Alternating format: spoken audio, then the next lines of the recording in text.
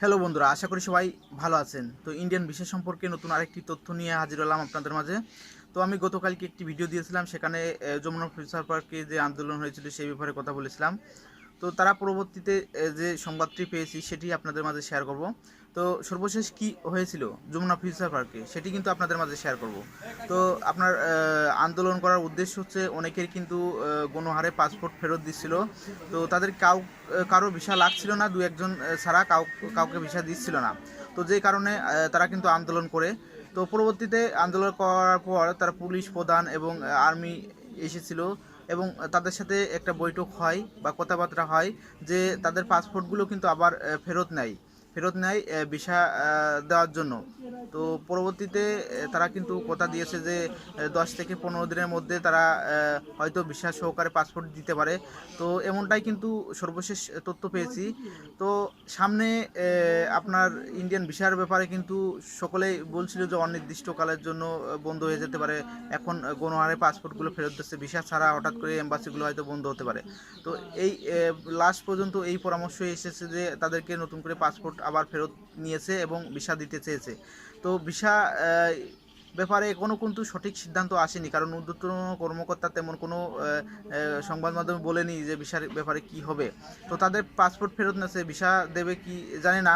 তো সামনে হয়তো অনেকেই ভাবছে যে এর পরবর্তীতে সামনে হয়তো ইন্ডিয়ান ভিসা এম্বাসিগুলো আবার নতুন করে আবেদন জমা নেবে, আবার নতুন করে ভিসা দেবে। তো এটা আসলে কতদূর সত্য সেটি বলতে পারবো না, তবে আমার মনে হয় বা আমি যতদূর জানি হয়তো সহজে ইন্ডিয়ান ভিসা নতুন করে কোনো আবেদন জমা নেবে না। যেগুলো পাসপোর্ট ছিল সেইগুলোই অনেকেরই ফেরত দিচ্ছে, এখন হয়তো ভিসা সহকারে কয়েকজনের দিতে পারে। বাদবাকি নতুন করে কোনো আবেদন জমা নেওয়ার প্রশ্নই আসে না, কারণ যে ভিসা সেন্টারগুলো আছে তারা কিন্তু নিরাপত্তাহীনতায় ভুগছে অনেকেই। তো ভিসা সেন্টারের ভিতর যেহেতু গতকালকে এমন আন্দোলন হয়েছে যে কোনো সময় আক্রমণ হতে পারে। তো যার কারণে তারা অনেক বিবেচনা করেই হয়তো একটা সিদ্ধান্ত নেবে। আর যেগুলো গতকালকে আন্দোলন করার পর পাসপোর্ট ফেরত নিয়েছে, নতুন করে আবার জমা নিচ্ছে, হয়তো তাদেরকে হয়তো ভিসা দিতে পারে। ঊর্ধ্বতন কর্মকর্তাদের সাথে কথাবার্তা বলে বা হাই কমিশনার যদি থাকে তাদের সাথে একটা সিদ্ধান্ত নিয়ে হয়তো ভিসাগুলো দিতে পারে। হয়তো এখন গণহারে পাসপোর্ট ফেরত দেবে না ভিসা ছাড়া, হয়তো কিছু লোকের ভিসা দিতে পারে। তো যাই হোক, যাদের কাগজপাতি সঠিক আছে হয়তো তাদের পর্যবেক্ষণ করে ভিসা দিতে পারে। তো নতুন করে অনেকেই ভাবছে যে আবার আবেদন গ্রহণ করবে। আসলে যদিও গ্রহণ করে আবেদন, তো সেটি সিদ্ধান্ত নেবে মিনিমাম সময় সাপেক্ষের ব্যাপারে, মিনিমাম 2 থেকে 3 মাস সময় নেওয়ার পরে কিন্তু তারা আবার নতুন করে আবেদন গ্রহণ করতে পারে, যদি আইন শৃঙ্খলা তাদের নিরাপত্তা দেয় বা আপনার দেশের পরিস্থিতি যদি স্বাভাবিক হয়, তো তাহলে কিন্তু আপনার ভিসা দিতে পারে।